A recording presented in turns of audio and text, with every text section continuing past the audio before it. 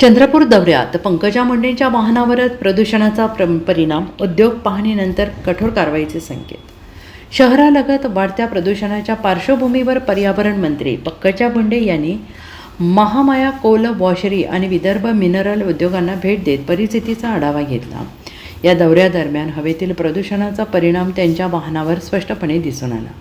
वापरलेली लक्झरी गाडी धुळीने पूर्णतः काळवंडून गेल्याने परिसरातील प्रदूषणाची तीव्रता अधोरेखित झाली.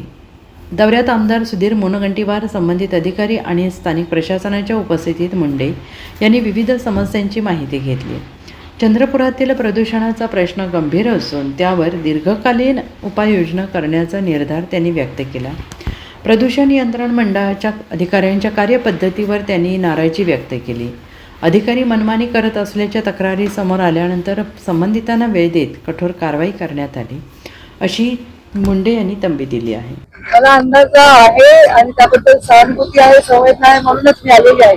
मी सुद्धा एसी मध्ये बैठका देऊन बातम्या छापून आणू शकते, पण माझा कालपासूनचा रंग असा झालेला आहे, मी उन्हामध्ये पूर्ण राखून निघालेली आहे. आणि उलट एवढी हीट वेव्ह असताना देखील मी माझा शब्द पाळायला इथे आले, कारण सुधीर भाऊंना मी शब्द दिला होता. सुधीर भाऊंनी सभागृहात लढा दिला होता आणि सुधीर भाऊंना आश्वासन दिलं, सभागृहात ते पूर्ण करण्यासाठी आलेली आहे.